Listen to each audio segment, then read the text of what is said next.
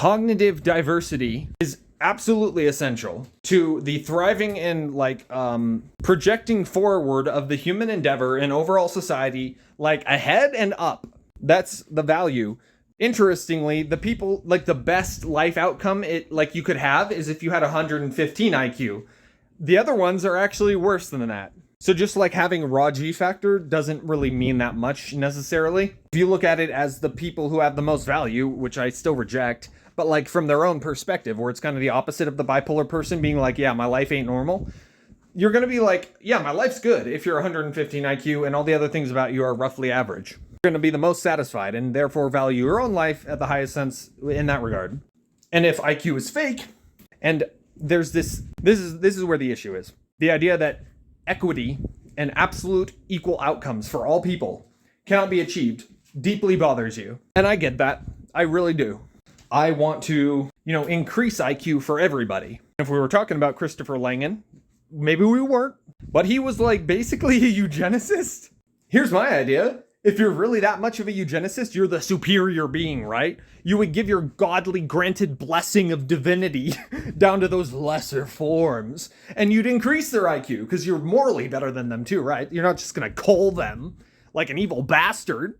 A morally bankrupt genius. Yeah, not so smart after all, are you? Pickle Rick? But generally, mind this, I am a liberal in my cognitive mental faculties. I kind of don't like conservatives because I'm inherently turned against it. But liberal people and women don't like the idea that all outcomes aren't equal. I mean, for one, it'd be boring as hell, but it just, even if it's unfortunate, it just isn't that way.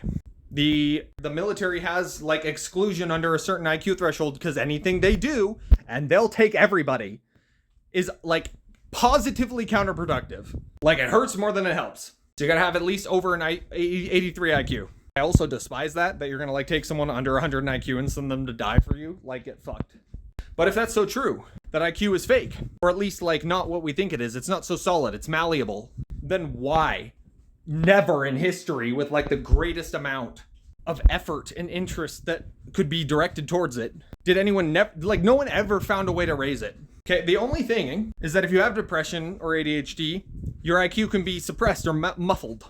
I'm a person who used to say, so bear in mind when I'm talking, this is the guy who thought that every human is a genius, but we all just take differing extents of brain damage. So that is what accounts for the IQ outcomes.